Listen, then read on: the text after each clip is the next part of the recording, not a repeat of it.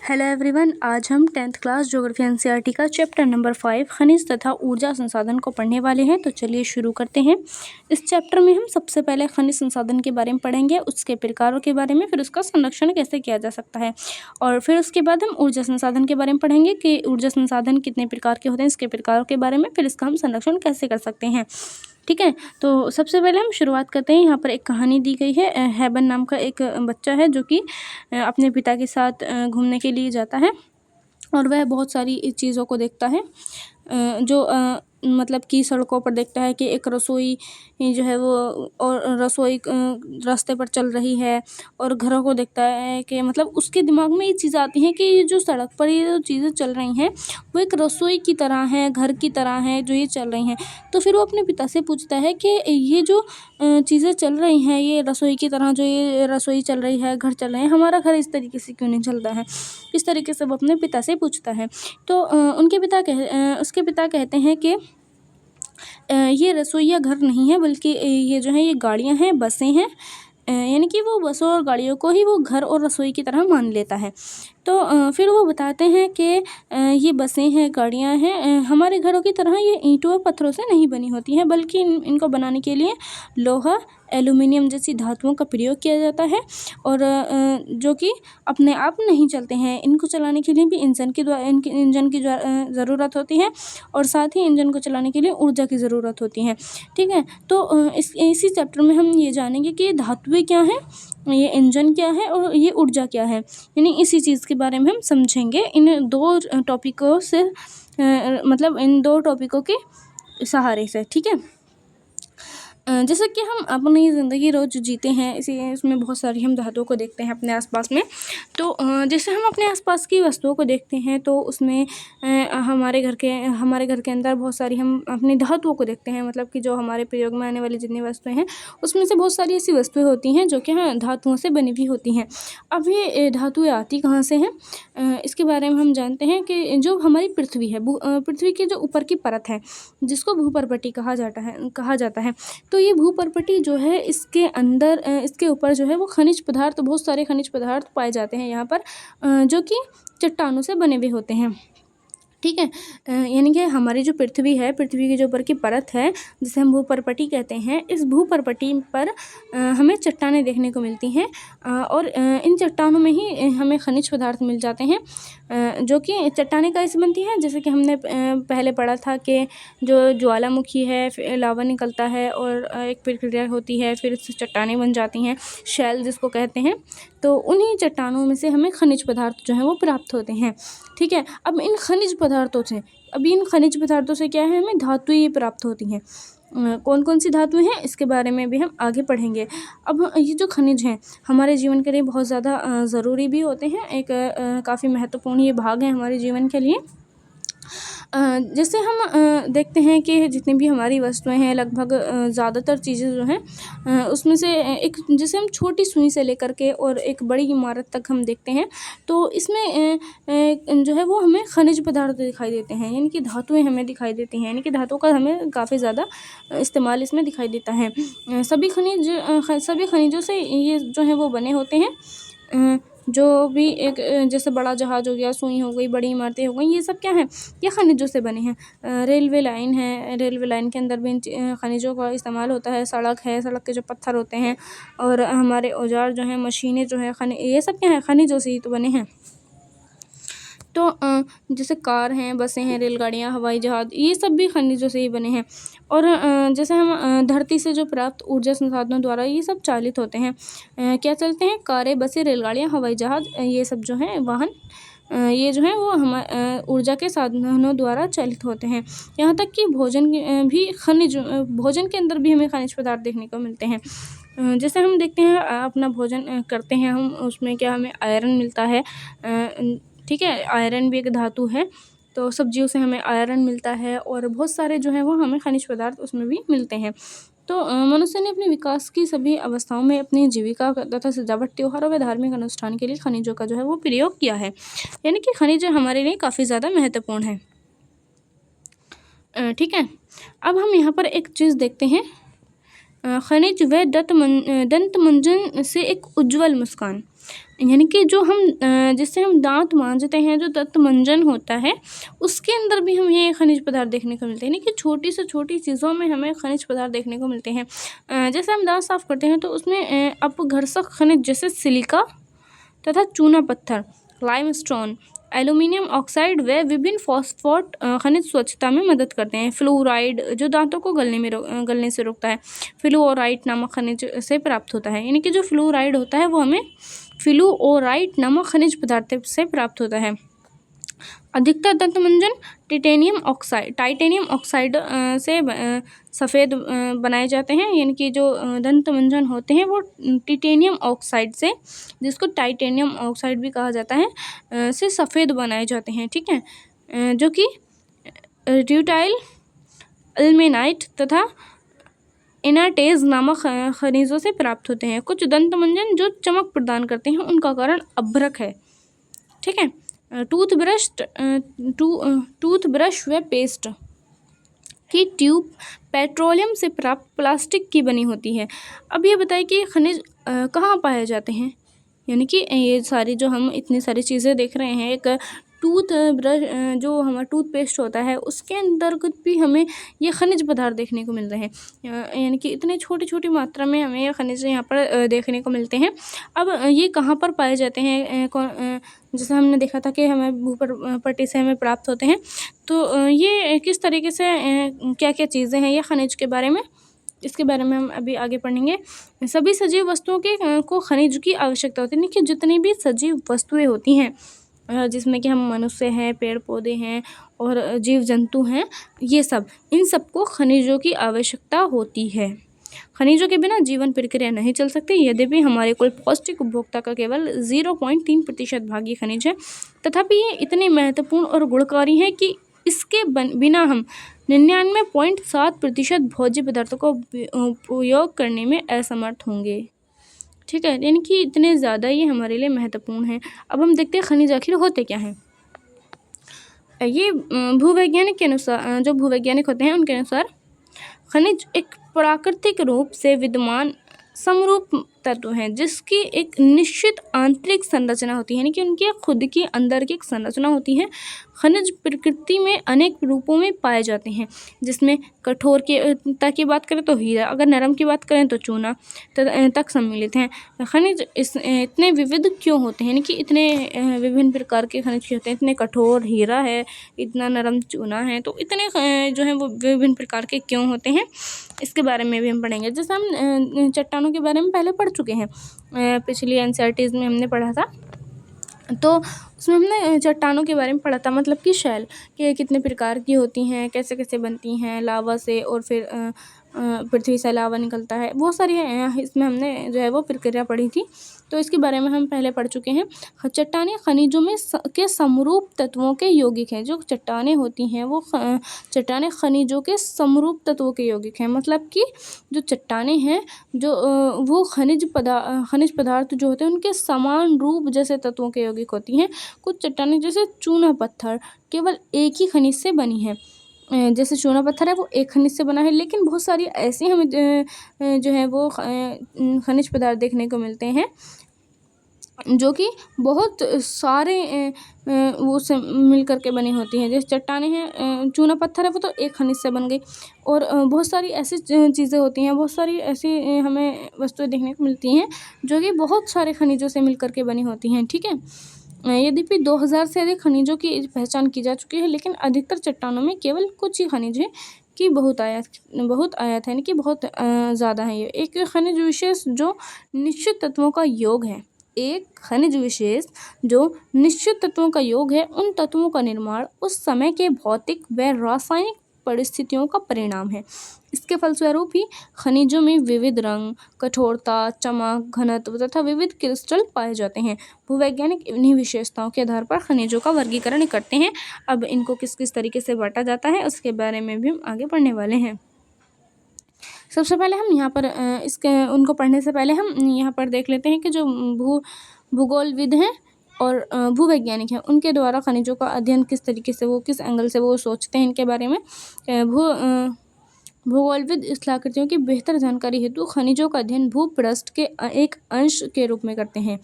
भूगोलवेत्ता खनिज संसाधनों के वितरण व खनिजों से संबंधित आर्थिक क्रियाओं में ज़्यादा रुचि रखते हैं। पर यानी कि जो भूगोलविद हैं वो तो मतलब कि स्थलाकृतियों की बहुत सारी जानकारी रखते हैं और जो खनिज होते हैं उनका अध्ययन भूपृष्ठ यानी कि जो भूमि का जो ऊपर का पृष्ठ है उसके अंश के रूप में करते हैं।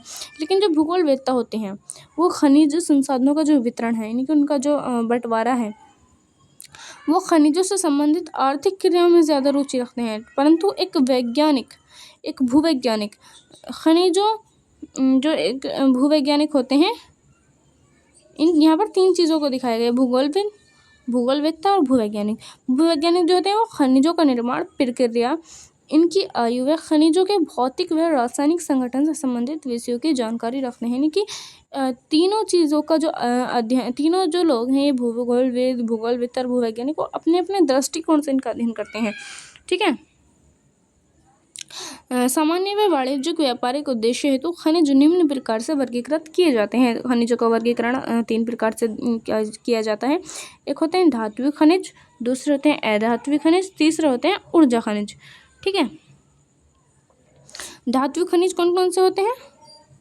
धात्विक खनिज के अंतर्गत इनको 3 भागों में बांटा जाता है। एक वो होते हैं जो कि लौह धातु होते हैं, एक होते हैं अलोह और एक होते हैं बहुमूल्य खनिज। ठीक है। धात्विक के अंदर बात की जा रही है। तो धातु के अंदर जो लौह धातु होती है जिसमें लोहे का अंश हो, जैसे लौह अयस्क, मैंगनीज, निकल व कोबाल्ट आदि, ये सब क्या है? ये लौह धातु हैं, यानी कि जिसके अंतर्गत लोहा पाया जाता है। अलोह धातु वो होती है जिसके अंतर्गत लोहा नहीं पाया जाता, जैसे तांबा है, सीसा है, जस्ता है व बॉक्साइड है। ये इन सब के अंदर लोहा नहीं पाया जाता, इसलिए अलोह धातु इनको कहा जाएगा। और तीसरे जो होते हैं वो बहुमूल्य खनिज होते हैं, जैसे कि सोना, चांदी, प्लेटिनम आदि, यानी कि ये भी धातु हैं लेकिन ये बहुमूल्य खनिज है। ठीक है। दूसरे जो इनको बांटा गया है वो है अधात्विक। अधात्विक कौन से होते हैं? जैसे अभ्रक, जिनके अंदर धातु ही नहीं पाई जाती है, यानी खनिज पदार्थ तो हैं वो, लेकिन वो उनके अंदर धातु नहीं पाई जाती है, बल्कि वो अधात्विक होते हैं। जैसे अभ्रक है, नमक है, पोटाश है, सल्फर है, और ये चूना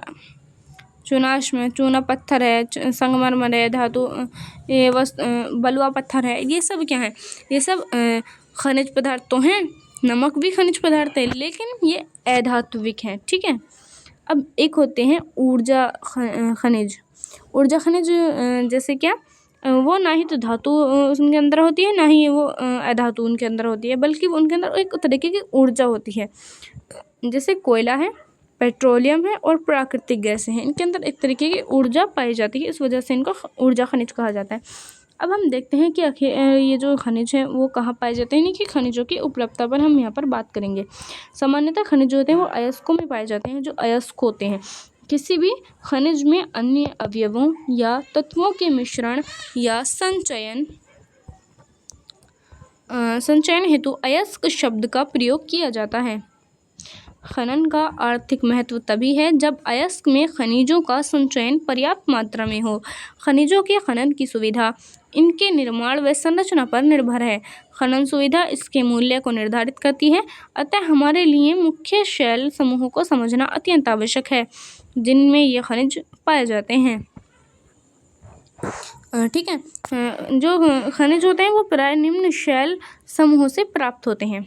जो हमारे पास खनिज पदार्थ होते हैं वो निम्न शैल समूह से प्राप्त होते हैं। मतलब निम्न का मतलब होता है छोटा, जो छोटे शैल होते हैं उनके समूह से के द्वारा हमें प्राप्त होते हैं। सबसे पहले हम यहाँ पर देखते हैं आग्नेय या कायांतरित चट्टानों से खनिज दरारों, जोड़ों, भ्रंशों व विद्रोह में मिलते हैं। छोटे जमाव शिराओं के रूप में और बृहद जमाव परत के रूप में पाए जाते हैं। इनका निर्माण भी अधिकतर उस समय होता है जब ये तरल अथवा गैसीय अवस्था में दरारों के सहारे भूपृष्ठ की ओर धकेले जाते हैं। ऊपर आते हुए ठंडे होकर जम जाते हैं। मुख्य धातुएं खनिज जैसे जस्ता, तांबा, जिंक और सीसा आदि इसी तरह शिराओं में जमावों के रूप में प्राप्त होते हैं। ठीक है। फिर होते हैं अनेक खनिज अवसादी चट्टानों के अनेक खनिज संस्तरों या परतों में पाए जाते हैं। इनके बहुत सारे जो खनिज होते हैं वो अवसादी चट्टानों के अन्य खनिज संस्तरों या परतों में पाए जाते हैं। इनका निर्माण क्षैतिज परतों में निक्षेपण, संचयन व जमाव का परिणाम है। कोयला तथा कुछ अन्य प्रकार के लौह अयस्कों का निर्माण लंबी अवधि तक अत्यधिक ऊष्मा व दबाव का परिणाम है। अवसादी चट्टानों में दूसरी श्रेणी के खनिजों में जिप्सम, पोटाश, नमक व सोडियम सम्मिलित है। इसका निर्माण विशेषकर शुष्क प्रदेशों में बाष्पीकरण के फलस्वरूप होता है। ठीक है। अब तीसरा जो है वो है खनिजों के निर्माण की एक अन्य विधि, जो धरातलीय चट्टानों का अपघटन है। चट्टानों के घुलनशील तत्वों के अपरदन के पश्चात, यानी कि जब चट्टानें जो है वो घुल जाती हैं और उनका अपरदन हो जाता है, उसके बाद अयस्क वाली अवशिष्ट चट्टानें रह जाती हैं। बॉक्साइट का निर्माण इसी प्रकार होता है, यानी कि जो बॉक्साइट है वो इसी तरीके से इसका निर्माण होता है। अब हम देखते हैं कि पहाड़ियों के आधार पर घाटी तल के रेत में जलोढ़ जमाव के रूप में भी कुछ खनिज पाए जाते हैं। ये निक्षेप प्लेसर निक्षेप के नाम से जाने जाते हैं, इनमें प्राय ऐसे खनिज होते हैं जो जल द्वारा घर्षित नहीं होते। इन खनिजों को सोना, चांदी, टिन, प्लेटिनम इसमें जो है वो प्रमुख होते हैं। ठीक है। और एक होते हैं महासागरीय जल में भी विशाल मात्रा में खनिज पाए जाते हैं। जो महासागर का जल होता है उसके अंतर्गत भी बहुत बड़ी मात्रा में खनिज पाए जाते हैं, लेकिन इनमें से अधिकांश के व्यापक रूप से विस्तृत होने के कारण इनकी आर्थिक सार्थकता कम है। फिर भी सामान्य नमक, मैग्नीशियम, ब्रोमाइन ज़्यादातर समुद्री जल से ही प्रग्रहित यानी ड्राइव्ड होते हैं। महासागरीय तल में भी मैंगनीज ग्रंथिकाओं नोड्यूल्स में धनी है। जो महासागर का तल है उसके अंदर मैंगनीज ग्रंथिकाएं जो है वो उसमें पाई जाती हैं। ठीक है। तो इतनी तरीक़ों से जो है वो हमें खनिजों की प्राप्ति होती है। अब हम यहाँ पर एक तथ्य को समझते हैं जो कि काफ़ी रोचक तथ्य है। रेट होल खनन। क्या आप जानते हैं कि भारत में अधिकांश खनिज राष्ट्रीयकृत हैं और इनका निष्कर्षण सरकारी अनुमति के पश्चात ही संभव है। यानी कि जो हमारा भारत देश है उसके अंदर जो खनिज है वो राष्ट्रीयकृत है और इसका जो निष्कर्षण है, इनको जो निकाला जा सकता है वो सरकार की अनुमति के पश्चात ही इनका ये जो है वो निकाले जा सकते हैं। किंतु उत्तर पूर्वी भारत के अधिकांश जनजातीय क्षेत्रों में खनिजों का स्वामित्व व्यक्तिगत व समुदाय को प्राप्त है। मेघालय में कोयला, लौह अयस्क, चूना पत्थर व डोलोमाइट के विशाल निक्षेप पाए जाते हैं। जो वहीं चेरापूंजी में कोयला का खनन परिवार के सदस्य द्वारा एक लंबी संकीर्ण सुरंग के रूप में किया जाता है, जिसे रेड होल खनन कहते हैं। ठीक है। यानी कि जो जेबाई चेरापूंजी उसके अंदर जो कोयला होता है उसका जो खनन है, उसको जो खनन का मतलब होता है निकालना, खनन है मतलब कि जो धातु होते हैं उनका निकालना। तो खनन कोयला धातु नहीं, जो खनिज पदार्थ होते हैं उनका निकालना खनन कहलाता है। तो उनका जो खनन है वो परिवार के सदस्यों के द्वारा एक लंबी संकीर्ण सुरंग के रूप में किया जाता है। यानी कि बहुत ही एक कोई भी एक परिवार उसके अंतर्गत कार्य करता है जो कि एक लंबी सुरंग के अंदर से उनको निकाल करके लेके आता है, जिसे रेड होल खनन कहते हैं। ठीक है। नेशनल ग्रीन ट्रिब्यूनल ने इस क्रियाकलापों को अवैध घोषित किया है और सलाह दी है कि इसे तुरंत रोक दिया जाए। जो नेशनल ग्रीन ट्रिब्यूनल है उनके द्वारा इसको अवैध घोषित कर दिया गया है। ठीक है। भारत अच्छे और विविध प्रकार के खनिज संसाधनों में सौभाग्यशाली है। यद्यपि इनका वितरण असमान है। मोटे तौर पर प्रायद्वीपीय चट्टानों में कोयले, धात्विक खनिज, अभ्रक व अन्य अनेक अधात्विक खनिजों के अधिकांश भंडार संचित हैं।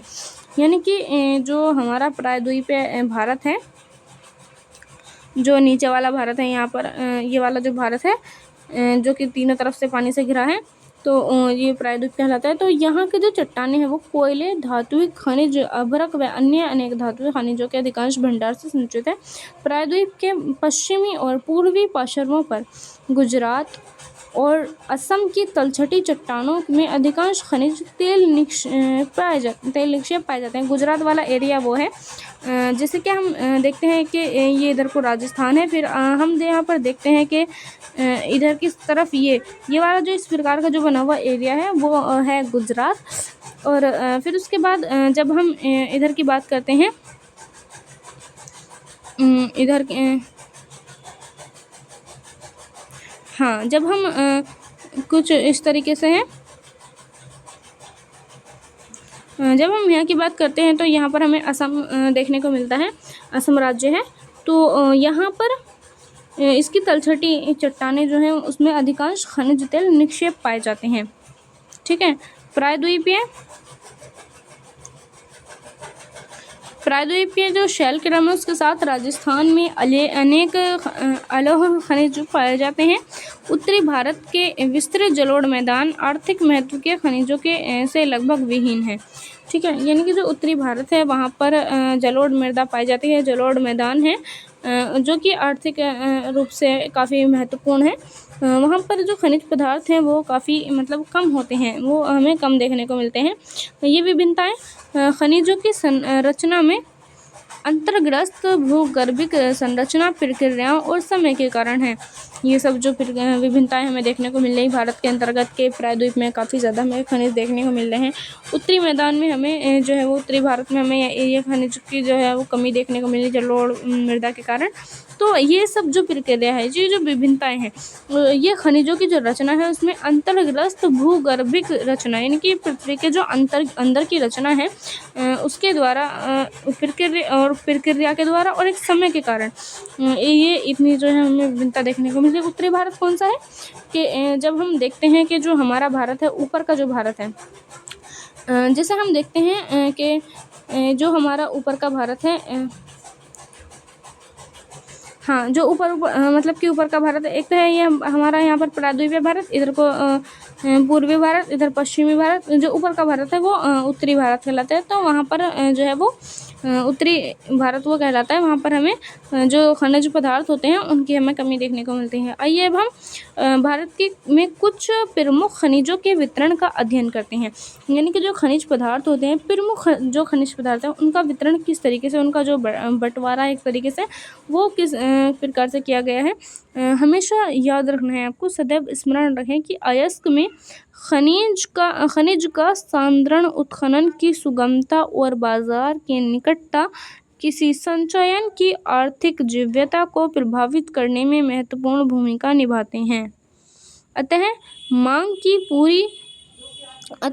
की पूर्ति के लिए अनेक संभव विकल्पों में से चयन करना पड़ता है। ऐसा हो जाने के बाद एक खनिज निक्षेप अथवा भंडार खदान परिवर्तित हो जाता है। जो निक्षेप होता है, भंडार होता है, वो खदान में परिवर्तित हो जाता है इस प्रक्रिया के द्वारा। क्या प्रक्रिया है, इसको दोबारा से समझिए। अयस्क में जो अयस्क होते हैं उसके अंदर खनिज का सांद्रण उत्खनन की सुगमता, जो खनिजों का सांद्रण होता है वो उत्खनन की सुगमता यानी कि जो उसको निकाला जाता है उसकी सुगमता, और बाजार की निकटता यानी कि बाजार कितने पास है, किसी संचयन रिजर्व की आर्थिक जीव्यता यानी वेबिलिटी और प्रभावित करने में महत्वपूर्ण भूमिका ये निभाता है। ठीक है। जो खनिज होते हैं अयस्क होते हैं, उसके अंदर से जो खनिजों को निकाला जाता है उसके अंतर्गत ये बात कही जा रही है कि जब उनको निकाला जाता है तो उनका जो उत्खनन होता है, उनकी जो उत्खनन की सुगमता, जब बाज़ार कितना निकट है वो चीज़, और किसी संचयन की जो आर्थिक जीव्यता होती है उसको प्रभावित करने में महत्वपूर्ण ये भूमिका निभाता है। अतः मांग की पूर्ति के लिए, कि कितनी मांग है उसकी पूर्ति के लिए अनेक संभव विकल्पों में से चयन करना पड़ता है। ऐसा हो जाने के बाद एक खनिज जो है वो निक्षेप अथवा भंडार जो होता है पहले से, उसको खदान में परिवर्तित वो हो जाता है। ठीक है। अब हम यहाँ पर देखते हैं लौह खनिज के बारे में। अब हम इसके जो वितरण है किस तरीके से इसको बांटा गया है, इसके प्रकार क्या है, इसके बारे में हम यहाँ पर देखते हैं। सबसे पहले हम यहाँ पर देखते हैं खनिज, लौह खनिज के बारे में। लौह खनिज क्या होते हैं? लौह खनिज धात्विक खनिजों के कुल उत्पादन, ये जो धातु जो होती हैं वो धात्विक खनिज जो होती हैं उसका कितना उत्पादन हो रहा है उसके मूल्य के 3/4 भाग का योगदान करते हैं। ये धातु शोधन उद्योगों के विकास को मजबूत आधार प्रदान करते हैं। भारत अपनी घरेलू मांग को पूरा करने के पश्चात बड़ी मात्रा में धात्विक खनिजों का निर्यात करता है। मतलब यह है इसका कि जो लौह खनिज हमें देखने को मिलते हैं उसमें जो धातुएं पाई जाती हैं, लौह खनिज धातुएं जो होती हैं उन खनिजों का जो कुल उत्पादन है कि उनका कितना ज़्यादा उनका उत्पादन हो रहा है कि कुल उत्पादन जो है वो मूल्य के 3/4 भाग का योगदान करते हैं।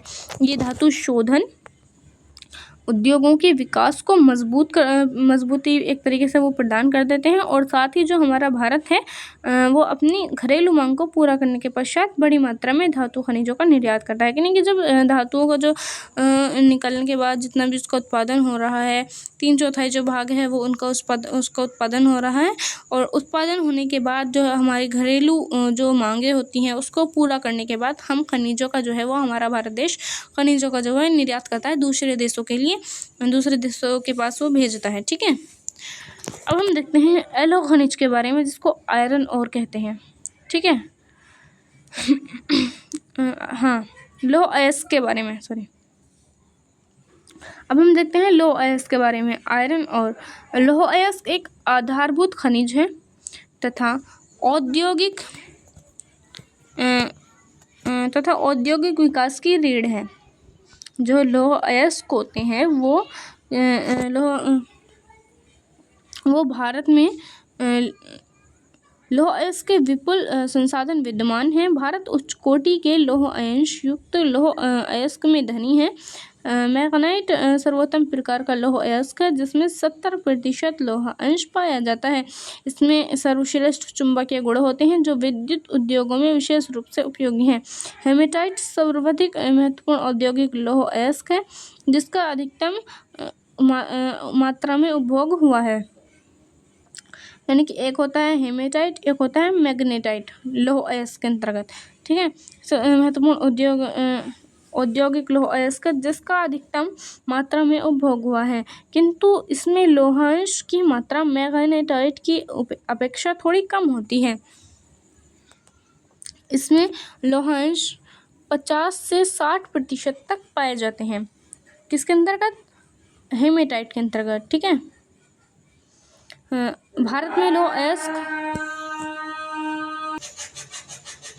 अब हम देखते हैं भारत में लौह अयस्क की पेटियाँ। ओडिशा झारखंड पेटी। ओडिशा में उच्च कोटि का हेमेटाइट किस्म का लौह अयस्क मयूरभंज व केंदुझर जिलों में बादाम पहाड़ खदानों से निकाला जाता है। इसी से सन्निग्ध झारखंड के सिंहभूम जिले में गुआ तथा नोआमुंडी में हेमेटाइट अयस्क का खनन किया जाता है। यानी कि उड़ीसा और झारखंड जो राज्य हैं वहाँ पर काफ़ी उच्च कोटि का हेमेटाइट किस्म का लौह अयस्क मयूरभंज व केंदुझर जिलों में बादाम पहाड़ खदानों से निकाला जाता है। इसी से सन्निग्ध झारखंड के जो सिंहभूमि जिला है उसके अंतर्गत उसमें जुआ तथा नोआमुंडी से हेमेटाइट अयस्क का खनन किया जाता है। अब देखते हैं दुर्ग बस्तर चंद्रपुर पेटी के बारे में। यह पेटी महाराष्ट्र व छत्तीसगढ़ राज्यों के अंतर्गत पाई जाती है। ठीक है, देखिए सबसे पहले हम उड़ीसा, ये जो हमने पढ़ा है उड़ीसा और साथ ही झारखंड, इसको हम मैप में देखते हैं ये आखिर कहाँ पर है, जहाँ पर ये उड़ीसा झारखंड पेटी पाई जाती है। तो जैसे हम यहाँ पर मानचित्र में देखते हैं तो ये वाला जो क्षेत्र है, ये वाला जो क्षेत्र है ये है उड़ीसा का क्षेत्र। यहाँ पर उड़ीसा और फिर हम यहाँ पर देखते हैं ये वाला जो क्षेत्र है ये है छत्तीसगढ़ और फिर ये है झारखंड। ठीक है, यानी कि ये जो है वो उड़ीसा का क्षेत्र है, ये झारखंड का क्षेत्र है।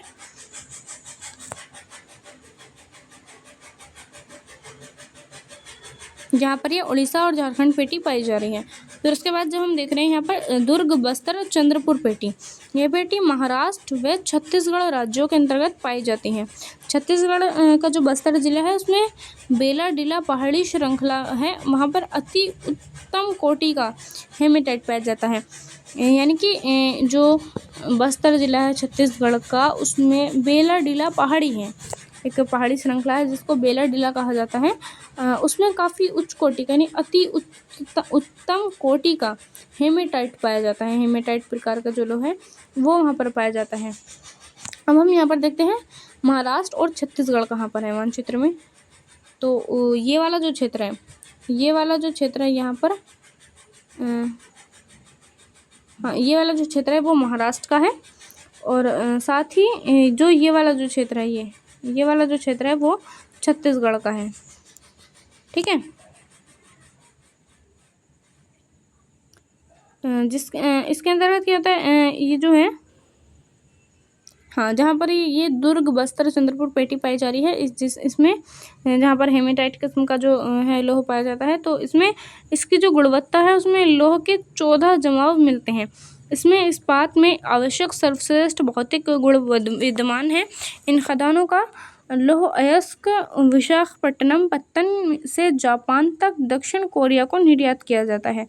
यानी कि यहाँ पर जो खदानें मौजूद हैं उसमें से जो लौह अयस्क निकल रहा है जो कि विशाखापट्टनम पत्तन है वहाँ पर, उससे जापान तथा दक्षिण कोरिया को निर्यात किया जाता है। यानी कि ये जो वाला ये इस प्रकार का जो लौह अयस्क है ये पहले विशाखापट्टनम पत्तन से निकाला जाएगा, फिर उसके बाद जापान देश में और जो दक्षिण कोरिया है वहाँ तक ये पहुँचाया जाता है, वहाँ तक इसका जो है निर्यात किया जाता है। अब हम देखते हैं अगली पेटी के बारे में, जिसको बेल्लारी चित्रदुर्ग चिक्कमंगलुरु तुमकुरू पेटी कहा जाता है। कर्नाटक की इस पेटी में लौह अयस्क की बृहत राशि संचित है। कर्नाटक में पश्चिम घाट में अवस्थित कुद्रेमुख की खानें 100% निर्यात की जाती हैं, मतलब कि 100%। कुद्रेमुख निक्षेप संसार के सबसे बड़े निक्षेपों में से एक माने जाते हैं। लौह अयस्क कद्रम यानी स्लरी रूप में पाइपलाइन द्वारा मंगलुरु के निकट एक पत्तन पर भेजा जाता है। अब हम देखते हैं महाराष्ट्र गोवा पेटी। हाँ, सबसे पहले हम यहाँ पर कर्नाटक को देख लेते हैं। कर्नाटक कहाँ पर है ये, और पश्चिमी घाट कहाँ है, कर्नाटक में पश्चिमी घाट में अवस्थित। ठीक है, यानी कि कर्नाटक हम मानचित्र में यहाँ पर समझ लेते हैं। तो ये वाला जो क्षेत्र है, हाँ, ये वाला जो क्षेत्र है, ये वाला जो एरिया है ये कर्नाटक का है। ठीक है, कर्नाटक राज्य यहाँ पर, और इसका भी जो पश्चिमी घाट है, यानी कि ये वाला जो एरिया है बिल्कुल तट पर, ये पश्चिमी घाट है। यहाँ पर जो है वो इस प्रकार की पेटी यहाँ पर पाई जा रही हैं।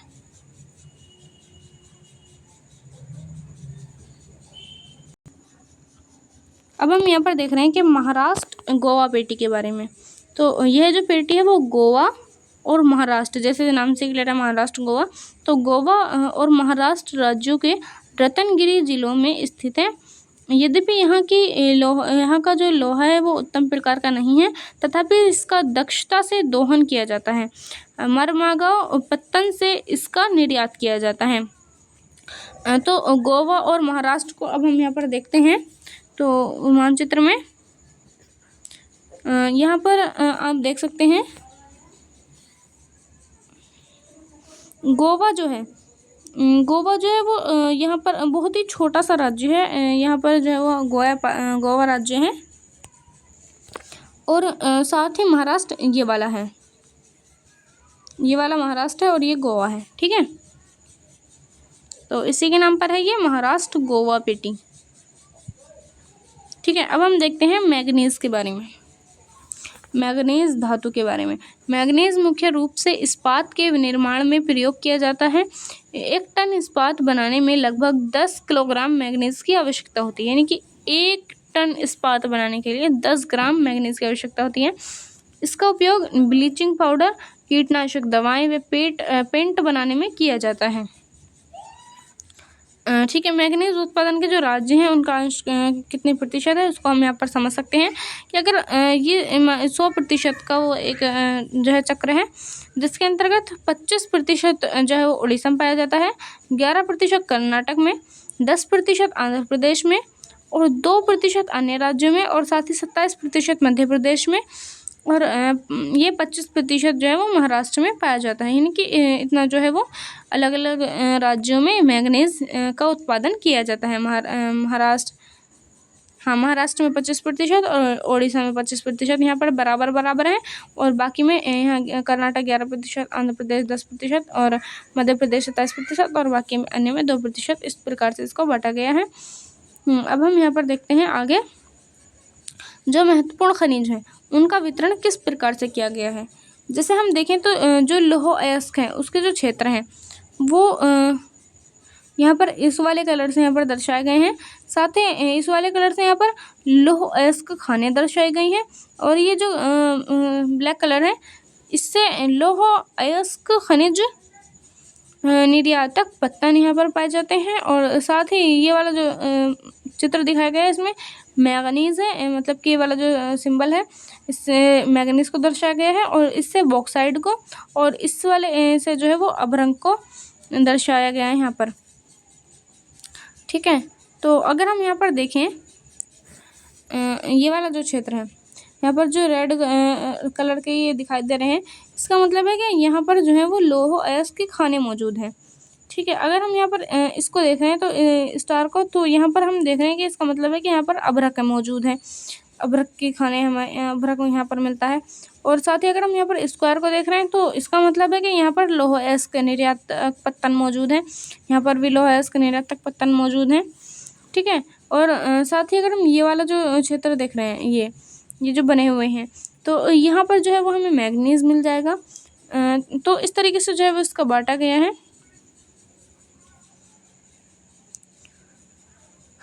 अब हम देखते हैं भारत में उड़ीसा मैंगनीज का सबसे बड़ा उत्पादक राज्य है। वर्ष 2000 से 2001 में देश के कुल उत्पादन का 1/3 भाग यहाँ से प्राप्त हुआ, यानी उड़ीसा जो है वहाँ से हमें मैंगनीज सबसे ज़्यादा हमें देखने को मिलता है। सबसे बड़ा उत्पादक राज्य है पूरे भारत के अंतर्गत। और सन 2000 में और 2001 में जो देश में कुल उत्पादन हुआ था उसका 1/3 भाग यानी कि 1/3 हिस्सा हमें यहाँ से प्राप्त हुआ था। और अब हम देखते हैं एलो खनिज के बारे में। भारत में एलो खनिजों की संचित राशि व उत्पादन अधिक संतोषजनक नहीं है, यानी कि जो भारत के अंदर जितने भी लौह खनिज पाए जाते हैं उसके अंदर जो संचित राशि और उत्पादन है वो ज़्यादा हमें संतोषजनक नहीं दिखाई देती है। यद्यपि खनिज जिनमें तांबा, बॉक्साइट, सीसा, सोना आते हैं, धातु शोधन, इंजीनियरिंग व विद्युत उद्योगों में महत्वपूर्ण भूमिका निभाते हैं। आइए अब हम तांबा बॉक्साइट का वितरण समझते हैं, यानी कि तांबा जो बॉक्साइट है उसको किस तरीके से बांटा गया है, तांबे को, बॉक्साइट को। सबसे पहले हम यहाँ पर देखते हैं तांबे के बारे में। भारत में तांबे के भंडार व उत्पादन क्रांतिक रूप से न्यून है, यानी कि बहुत ही कम है। घातवर्धीय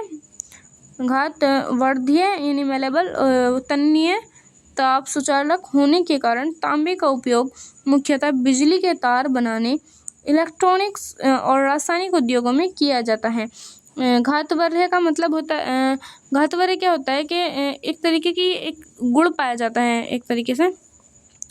तन्नीय का मतलब होता है काफ़ी ज़्यादा कठोर से मतलब है कि नहीं कि और साथ ताप सुचालक का मतलब है कि यहाँ पर जो है वो ताप जो तांबा होता है वो ताप का सुचालक है। इसका मतलब है कि ताप के सुचालक का अर्थ होता है कि इसमें जो है वो ताप काफ़ी ज़्यादा आ जाता है, यानी कि ताप को ये अपने अंदर ग्रहण करता है, कि एकदम गर्म हो जाता है ये।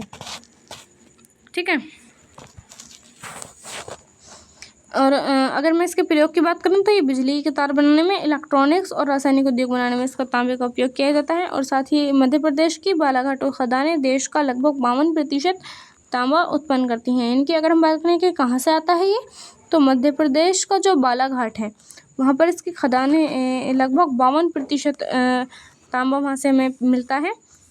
झारखंड का सिंहभूम जिला भी तांबे का मुख्य उत्पादक है।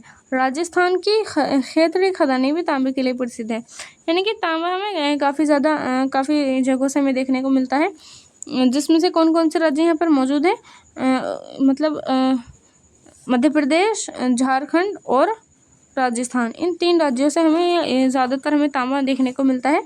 अगर हम इसको मानचित्र में देखने का प्रयास करें तो मध्य प्रदेश, झारखंड और राजस्थान। मध्य प्रदेश जो है वो ये वाला एरिया है, और झारखंड जो है वो ये वाला एरिया है, इसके बराबर में, हाँ ये वाला एरिया, और साथ ही जो हाँ मध्य प्रदेश ये है, और साथ ही ये झारखंड है। राजस्थान जो है वो यहाँ पर मौजूद है, ठीक है, ये वाला जो क्षेत्र है वो राजस्थान का है। ये राजस्थान, ये मध्य प्रदेश और ये है झारखंड, जहाँ से हमें तांबे जो है वो मिलता है, ठीक है।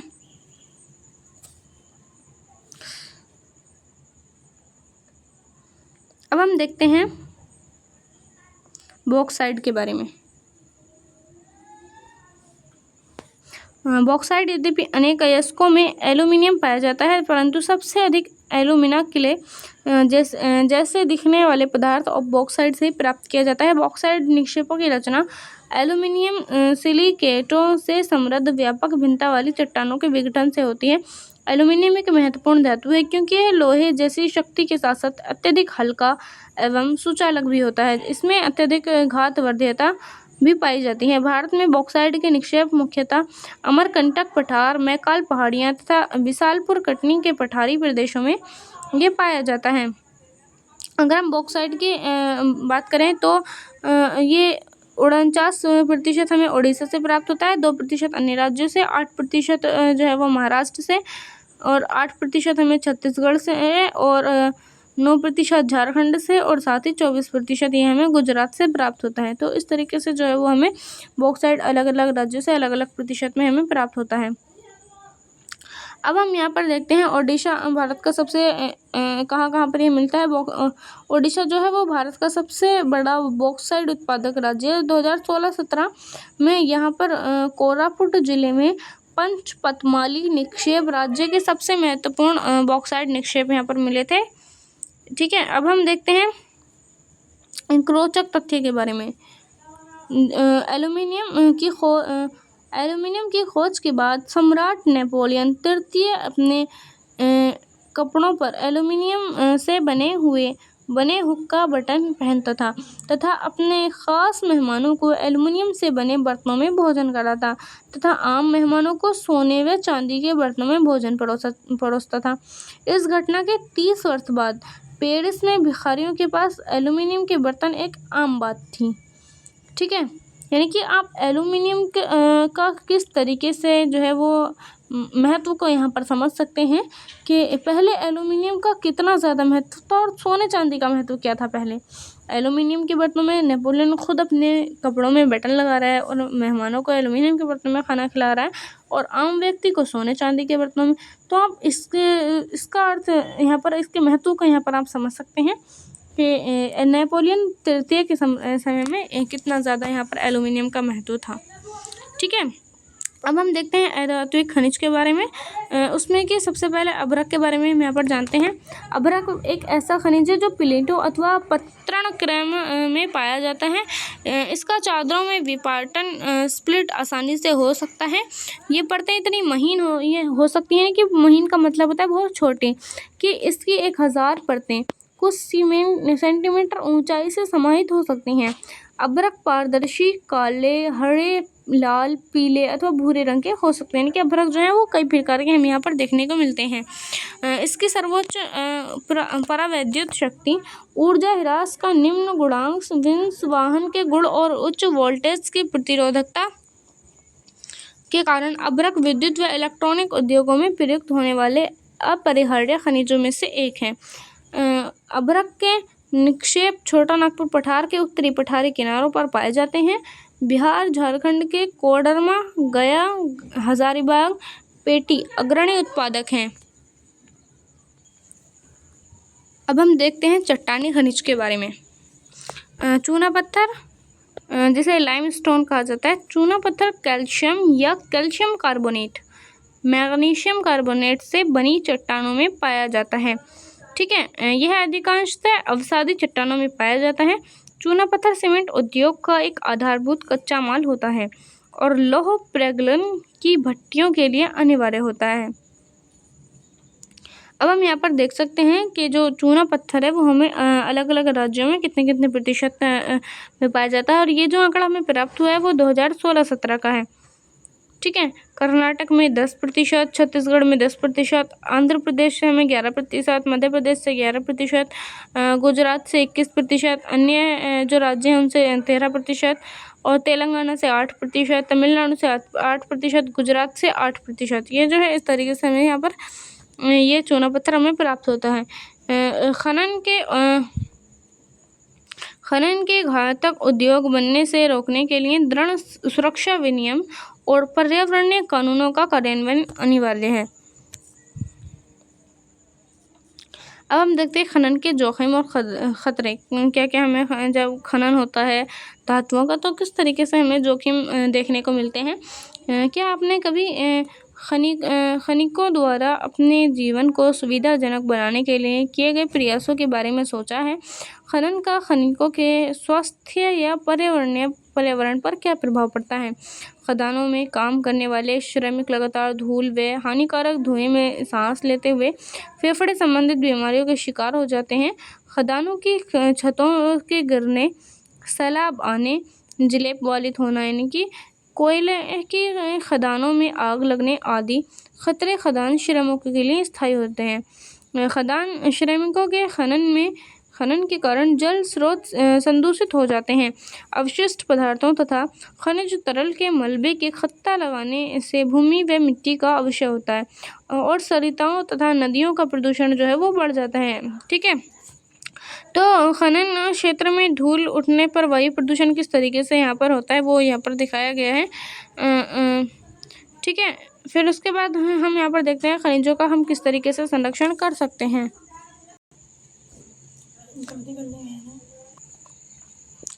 हम सभी को उद्योग और कृषि की खनिज निक्षेपों उनसे विनिर्मित पदार्थों पर भारी निर्भरता सुप्रक्षित है।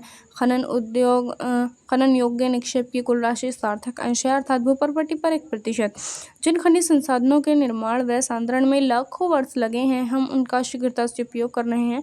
यानी कि जो खनिज पदार्थ होते हैं वो काफ़ी लंबे टाइम के बाद हमें प्राप्त होते हैं। एक लंबी प्रक्रिया इनमें होती है और बहुत ही धीमी धीमी प्रक्रिया होती है, लेकिन इनका जो उपयोग है वो बहुत ही तेज़ी से हो रहा है, जिस वजह से क्या हो रहा है कि इनकी जो हमें कमी यहाँ पर देखने को मिलती है। इसलिए खनिज संसाधनों का जो सीमित तथा अनवीकरण योग्य है।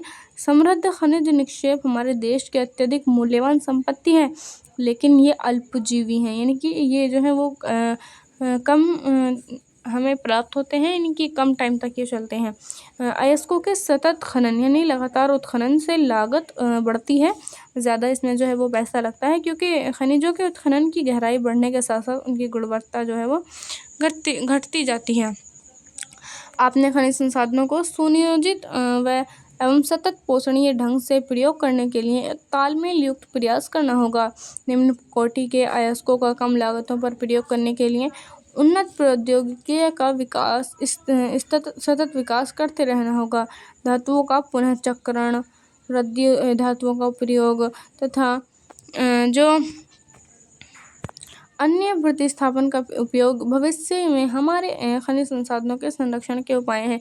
यानी कि इनके संरक्षण के लिए हमें कुछ हम कदम उठा सकते हैं कि हमारे पास जितना जैसे लोहा होता है, अगर वो ख़राब हो जाता है, अगर मतलब कि उपयोग के लिए नहीं रहता है, तो हम उसको क्या करते हैं, उसको पुनः चक्रण के लिए हम बेच सकते हैं। जो रद्दी धातु है तो इनका हम फिर से हम प्रयोग कर सकते हैं, यानी कि जब हम उनका पुनः चक्रण के लिए हम बेच देंगे, फिर दोबारा से वो जो है बन करके आएगी, तो वो फिर आने वाले टाइम के लिए, हमारे भविष्य के लिए जो है उनका संरक्षण हम इस तरीके से कर सकते हैं।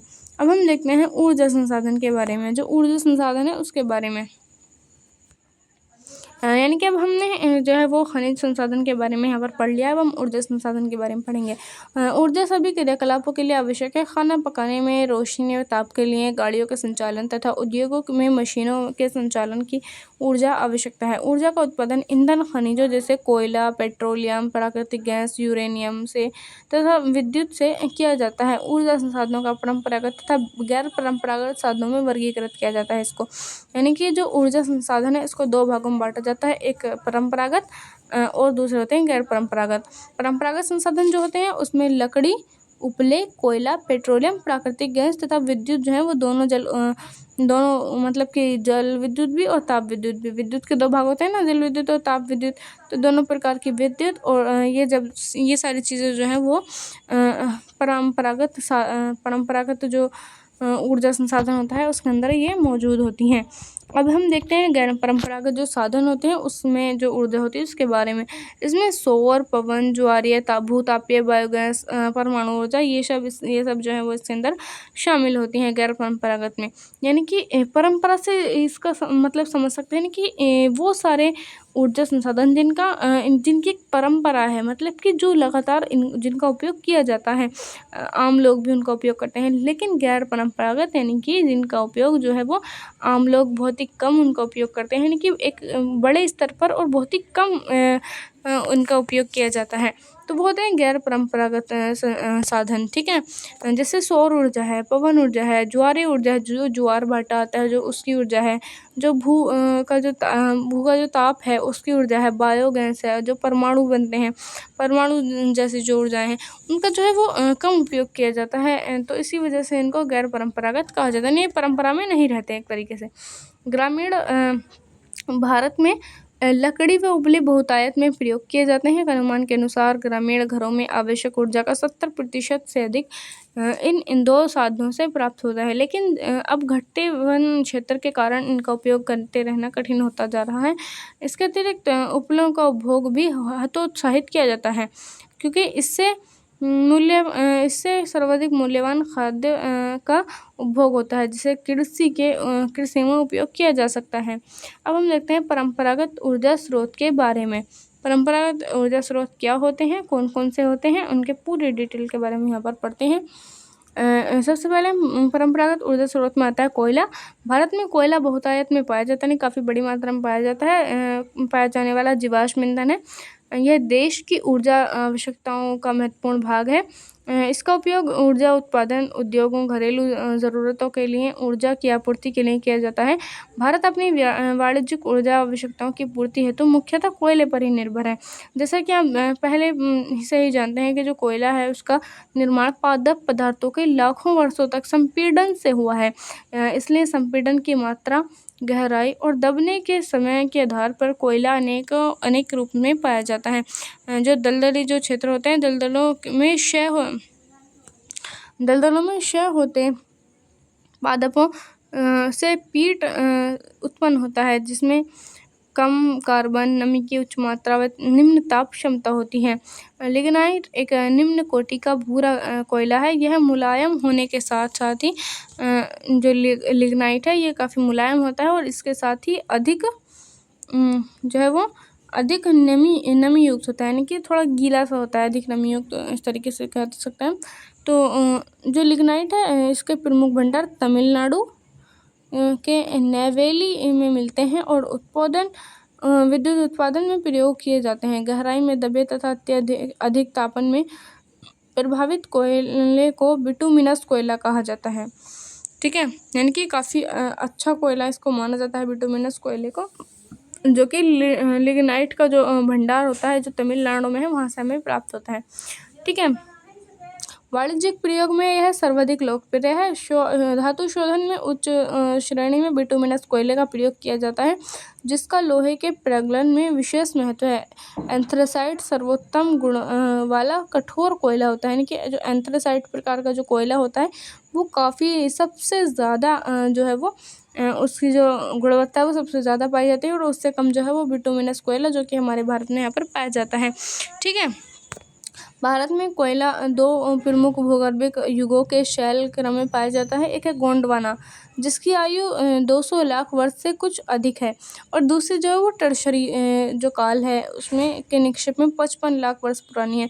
गोंडवाना कोयला जो धातु शोधन कोयला है के प्रमुख संसाधन दामोदर घाटी, पश्चिम बंगाल तथा झारखंड, झरिया, रानीगंज, बोकारो में स्थित है। जो महत्वपूर्ण कोयला क्षेत्र है, गोदावरी नदी जो है गोदावरी, महानदी, सोन, वर्धा नदी घाटियों में भी कोयले के जमाव है वो पाए जाते हैं। टर्शरी कोयला जो है उसमें क्षेत्र उत्तर पूर्वी राज्यों मेघालय, असम, अरुणाचल प्रदेश, नागालैंड, यहाँ पर जो है वो टर्शरी काल का जो कोयला है, टर्शरी कोयला जो है वो वहाँ पर पाया जाता है। यानी कि जब हम देखते हैं कि ये वाला जो क्षेत्र है भारत का, इधर वाला पूरब वाला, तो उत्तर पूर्वी जो राज्य हैं जहाँ पर मेघालय, असम, अरुणाचल प्रदेश, नागालैंड है, यहाँ पर ये पाया जाता है। यह स्मरण रखें कि इसको आपको याद रखना है कि जो कोयला है, कोयला स्थूल पदार्थ है। कोयला क्या है? वो एक स्थूल पदार्थ है जिसका उपयोग करने पर भार घटता है।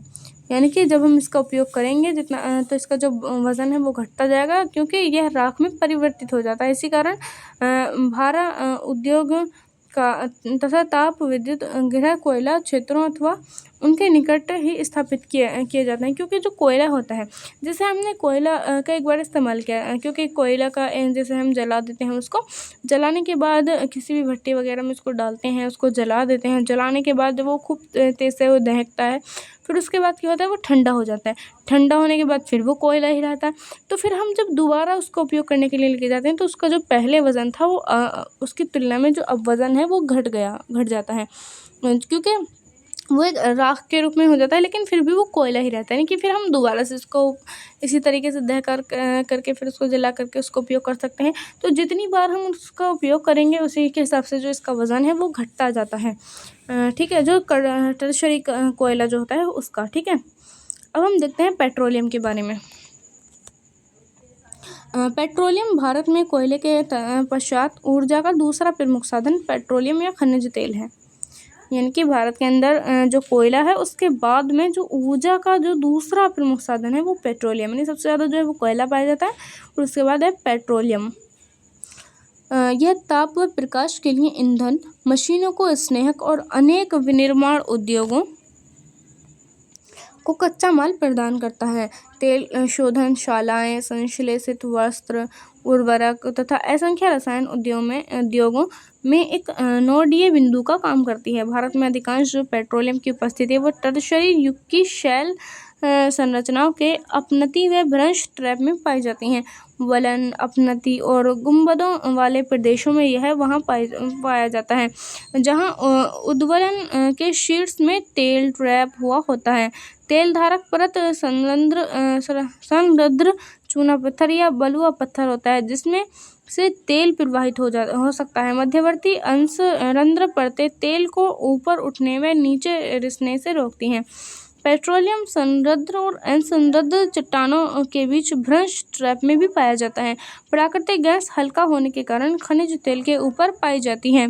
ठीक है, अब जो भारत है उसका जो मुंबई है, मुंबई, हाई गुजरात और असम प्रमुख पेट्रोलियम उत्पादक क्षेत्र हैं। भारत के मानचित्र में 3 प्रमुख अपतटीय तेल क्षेत्र चिन्हित करेंगे अभी हम। अंकलेश्वर गुजरात व सबसे महत्वपूर्ण क्षेत्र है, जो कि अंकलेश्वर गुजरात में है। असम भारत का सबसे पुराना तेल उत्पादक राज्य है, और डिगबोई, नहरकटिया और मोरन हुगरीनज इस राज्य के महत्वपूर्ण तेल उत्पादक क्षेत्र हैं।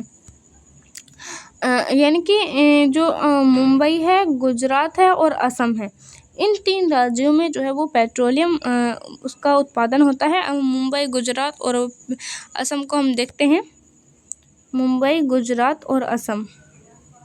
मुंबई जो है वो महाराष्ट्र का ही क्षेत्र है। महाराष्ट्र जो राज्य है वहाँ पर मुंबई है, यहाँ मुंबई पाया जाता है। ठीक है, मुंबई क्षेत्र है।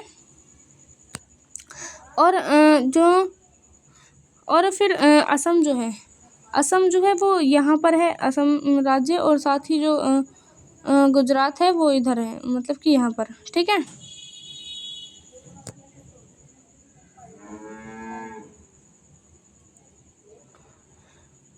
हाँ, तो अब हम देखते हैं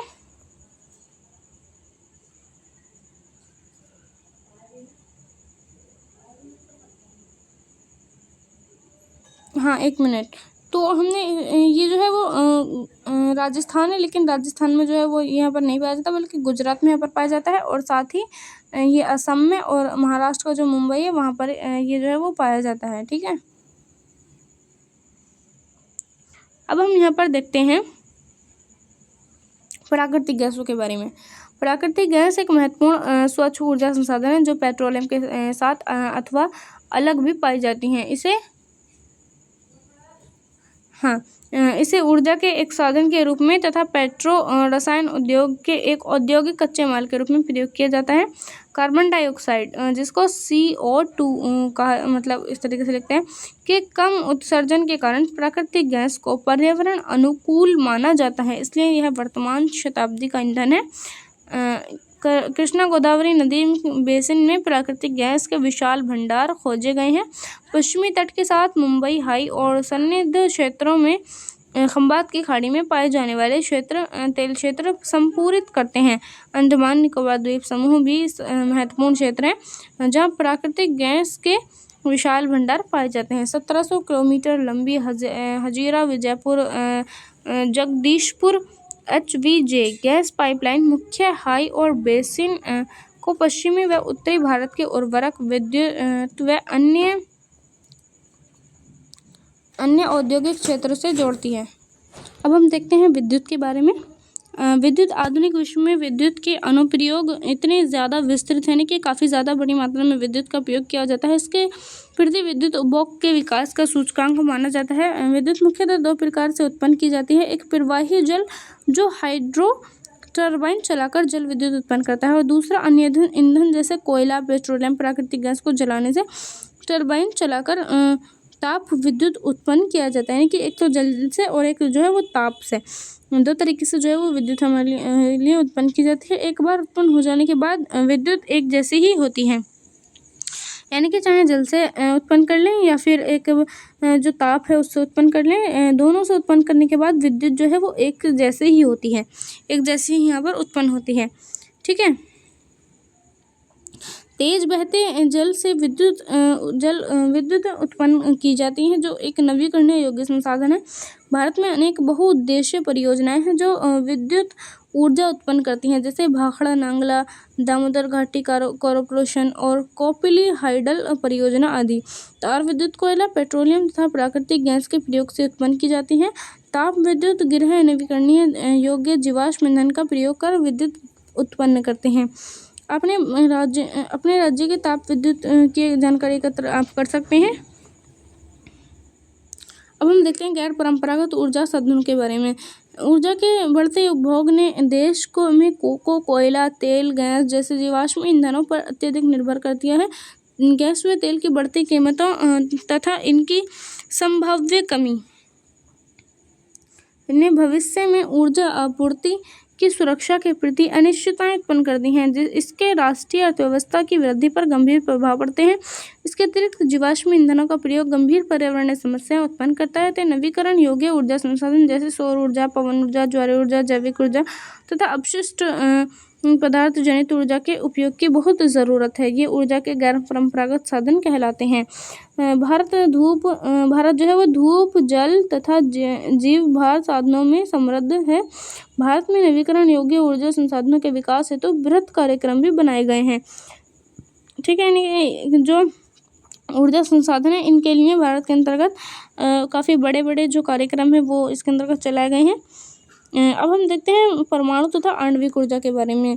परमाणु तथा आणविक ऊर्जा अणुओं की संरचना को बदलने से प्राप्त की जाती है। जब एक ऐसा परिवर्तन किया जाता है तो ऊष्मा के रूप में काफ़ी ऊर्जा मुक्त हो जाती है और इसका उपयोग विद्युत ऊर्जा उत्पन्न करने में किया जाता है। यूरेनियम और थोरियम जो झारखंड के और राजस्थान के अरावली पर्वत श्रृंखला में पाए जाते हैं, यानी कि जो झारखंड है वहाँ पर और साथ में जो राजस्थान है वहाँ पर जो है हमें वहाँ पर देखने को मिलता है। वहाँ पर अरावली पर्वत है, वहाँ से हमें जो यूरेनियम और थोरियम जो है वहाँ से हमें ये प्राप्त होते हैं।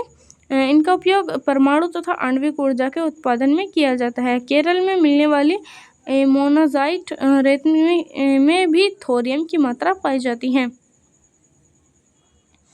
अब हम देखते हैं सौर ऊर्जा के बारे में। सौर ऊर्जा क्या है? भारत एक उष्णकटिबंधीय देश है। यहाँ सौर ऊर्जा के दोहन की असीम संभावना है। फोटोवोल्ट्स प्रौद्योगिकी द्वारा धूप को सीधे विद्युत में परिवर्तित किया जाता है। भारत के ग्रामीण तथा सुदूर क्षेत्रों में सौर ऊर्जा तेजी से लोकप्रिय हो रही है। कुछ बड़े सौर ऊर्जा संयंत्र देश के विभिन्न भागों में स्थापित किए जा रहे हैं। ऐसे अपेक्षा किए हैं कि सौर ऊर्जा के प्रयोग से ग्रामीण घरों में उपलों तथा लकड़ी पर निर्भरता को न्यूनतम किया जा सकेगा। फलस्वरूप यह पर्यावरणीय संरक्षण में योगदान देगा और कृषि में भी खाद्य की पर्याप्त आपूर्ति होगी। मतलब कि सौर ऊर्जा जो है, जैसे सूर्य है, जो सूर्य का प्रकाश हमारा जो है वो भारत के ऊपर क्योंकि भारत के बिल्कुल सामने जो है वो सूर्य की किरणें जो है वो पड़ती हैं, यानी कि भारत के बिल्कुल एकदम सामने जो है वो सूर्य की किरणें पड़ती हैं। इससे क्या होता है कि इससे हम ऊर्जा भी प्राप्त कर सकते हैं, जैसे कि प्राप्त अब की जा रही है कि जब सूर्य की जो प्रकाश पृथ्वी पर पड़ता है, फिर उसको एक तरीके से ऊर्जा में परिवर्तित किया जाता है, उससे विद्युत बनाई जाती है। विद्युत बनाने के बाद उससे क्या होता है कि मतलब कि जो घर के अंदर उपले और जो लकड़ी महिलाएं घर के अंदर जो जलाती हैं, फिर उससे जो वो आग उत्पन्न करती हैं, तो फिर उसी आग को जो है वो एक तरीके से संरक्षित करके उसको एक तरीके से एक उसमें इकट्ठा करके फिर उससे जो है वो खाना बनाया जा सकता है। लेकिन मतलब ऐसा हो सकेगा ऐसा, तो इससे क्या होगा कि जो इन पर निर्भरता है वो कम हो जाएगी लकड़ी उपलों पर, और साथ ही जो इसके फलस्वरूप जो इनका जो संरक्षण है उसका योगदान इससे क्या होगा कि जो पर्यावरण का जो संरक्षण है वो भी बचा रहेगा। कि जैसे धुआं होता है और आग जलाते हैं, धुआं होता है, इससे पर्यावरण दूषित हो जाता है। लेकिन जब हम सौर ऊर्जा का उपयोग करेंगे, इन चीज़ों का उपलो लकड़ी का उपयोग नहीं करेंगे आग जलाने के लिए, तो क्या होगा कि सूर्य की ऊर्जा उपयोग करने के बाद जो धुआं है, जो पर्यावरण को उससे नुकसान हो रहा था वो नुकसान नहीं होगा, पर्यावरण को इससे संरक्षित किया जा सकेगा। और साथ ही जो कृषि है, कृषि की जो खाद्य आपूर्ति है वो भी इससे हमें प्राप्त होगी। ठीक है। सौर ऊर्जा संचालित इलेक्ट्रॉनिक दुग्ध परीक्षण प्रयोग यहाँ पर किया गया है, आप यहाँ पर देख सकते हैं। अब हम देखते हैं पवन ऊर्जा के बारे में। पवन ऊर्जा क्या होती है? भारत में पवन ऊर्जा के उत्पादन की महान संभावनाएं हैं। भारत में पवन ऊर्जा फॉर्म की विशालतम पेटी तमिलनाडु में नागरकोइल में मदुरई तक अवस्थित है। इसके अतिरिक्त आंध्र प्रदेश, कर्नाटक, गुजरात, केरल, महाराष्ट्र और तथा लक्षद्वीप में भी महत्वपूर्ण पवन ऊर्जा फॉर्म है। नागरकोइल और जैसलमेर देश में पवन ऊर्जा के प्रभावी प्रयोग के लिए जाने जाते हैं। कि नागरकोइल जो है और साथ में जो जैसलमेर है, जो कि राजस्थान का जो जैसलमेर ज़िला है, वहाँ पर जो है वो पवन ऊर्जा के जो प्रभाव हैं वो काफ़ी ज़्यादा हमें देखने को मिलते हैं। अब हम देखते हैं बायोगैस के बारे में। ग्रामीण इलाकों में झाड़ियाँ, कृषि अपशिष्ट, पशुओं और मानव जनित अपशिष्ट के उपयोग में घरेलू उपभोग हेतु बायोगैस उत्पन्न की जाती है। जैविक पदार्थों के अपघटन से गैस उत्पन्न होती है, जिसकी तापीय क्षमता मिट्टी के तेल, उपलों व चारकोल की अपेक्षा अधिक होती है। बायोगैस संयंत्र नगरपालिका, सहकारिता तथा निजी स्तर पर लगाए जाते हैं। पशुओं का गोबर प्रयोग करने वाले संयंत्र ग्रामीण भारत में गोबर गैस प्लांट के नाम से जाने जाते हैं। ये किसानों को दो प्रकार से लाभान्वित करते हैं, एक ऊर्जा के रूप में और दूसरा उन्नत प्रकार के उर्वरक के रूप में। बायोगैस अब तक पशुओं के गोबर का उपयोग करने में सबसे दक्ष है।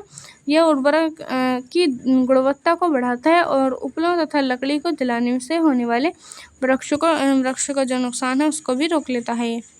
अब हम देखते हैं ज्वारीय ऊर्जा के बारे में। जो ज्वारीय ऊर्जा किस तरीके से हम प्राप्त करते हैं, जैसे कि इसके नाम से क्लियर है, जो ज्वार भाटा आता है तो ज्वार से ये ऊर्जा प्राप्त होती है। महासागरीय तरंगों का प्रयोग विद्युत उत्पादन के लिए किया जाता है। संकरी खाड़ी के आर पार बाड़ द्वारा बनाकर बांध बनाए जाते हैं। उच्च ज्वार में इस संकरी खाड़ीनुमा प्रवेश द्वार से पानी भीतर भर जाता है और द्वार बंद होकर बांध में ही रह जाती है। बाड़ द्वार के बाहर ज्वार उतरने पर बांध के पानी को इसी रास्ते पाइप द्वारा समुद्र की तरफ बहाया जाता है, जो इसे ऊर्जा उत्पादन टरबाइन की ओर ले जाता है। भारत में खंबात की जो खाड़ी है, कच्छ की खाड़ी तथा पश्चिमी तट पर गुजरात में पश्चिम बंगाल में सुंदरवन क्षेत्र में गंगा तट के डेल्टा में ज्वारीय तरंगों द्वारा ऊर्जा उत्पन्न करने की आदर्श दशाएं उपस्थित हैं। अब हम देखते हैं भूतापीय ऊर्जा के बारे में। पृथ्वी के आंतरिक भागों में ताप का प्रयोग कर उत्पन्न की जाने वाली विद्युत को भूतापीय ऊर्जा कहा जाता है। ठीक है, भूतापीय ऊर्जा इसलिए अस्तित्व में होती है क्योंकि बढ़ती हुई गहराई के साथ पृथ्वी परिगामी ढंग से तप्त हो जाती है। जहाँ भी भूतापीय प्रवणता अधिक होती है वहाँ उथली गहराइयों पर भी अधिक तापमान पाया जाता है। ऐसे क्षेत्रों में भूमिगत जल चट्टानों से ऊष्मा का अवशोषण कर तप्त हो जाता है। यह इतना तप्त हो जाता है कि तप्त का मतलब होता है गर्म, कि यह पृथ्वी की सतह की ओर उठता है और यह भाप में परिवर्तित हो जाता है। इसी भाप का उपयोग टरबाइन को चलाने और विद्युत उत्पन्न करने के लिए किया जाता है।